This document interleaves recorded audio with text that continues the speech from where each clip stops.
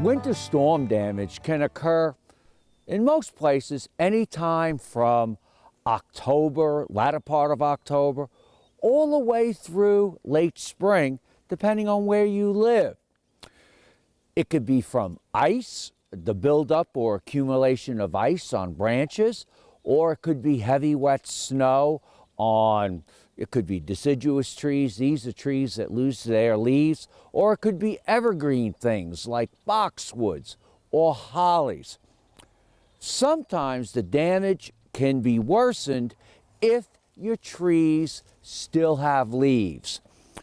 I'm in a little grove of pin oaks that my grandfather planted and my dad planted here.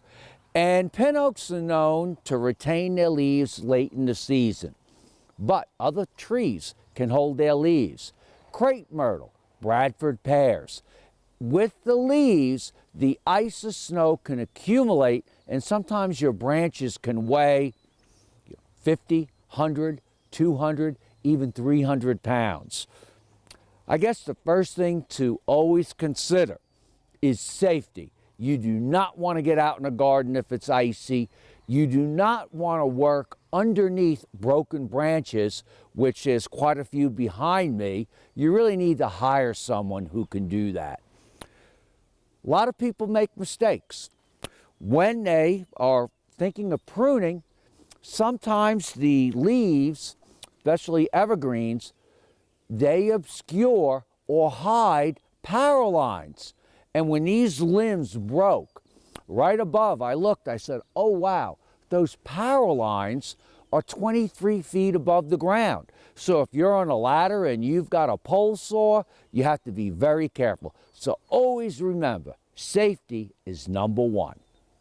This is a viburnum. It held its leaves late into the season, and then it was laden with ice. And as you can see, quite a few areas snapped with the heavy load of ice. Probably each branch had maybe 300 pounds of ice. So after the damage, you can prune it throughout the winter. This is a plant that will start new shoots from the base. So you just come in and you want to get the weight off some of the branches. So I'm going to come right in here and remove the weight. Always be careful.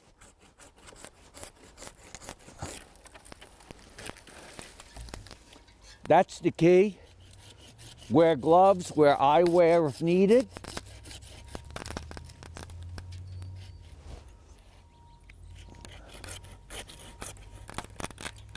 And once the weight is removed,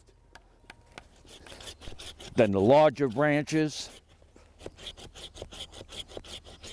can be removed, and these are really good handy saws. So what do you do if you have the damage like this with this gumball tree? Well, in this case, we're going to remove it. Too much damage. Do not replace trees with trees that are fast growing, like a weeping willow. Even Bradford pears are fast growing. They're subject to breakage. Some of your maples, they'll have multiple leaders at the top, and one day you'll go out and they'll be split. So make sure you plant a good tree. But again, safety is important, and when you're dealing with this kind of damage, you do need to start over. You know, that's what gardening's all about. Starting over with a new garden. I'm Mark Viette. Join me next time in the garden.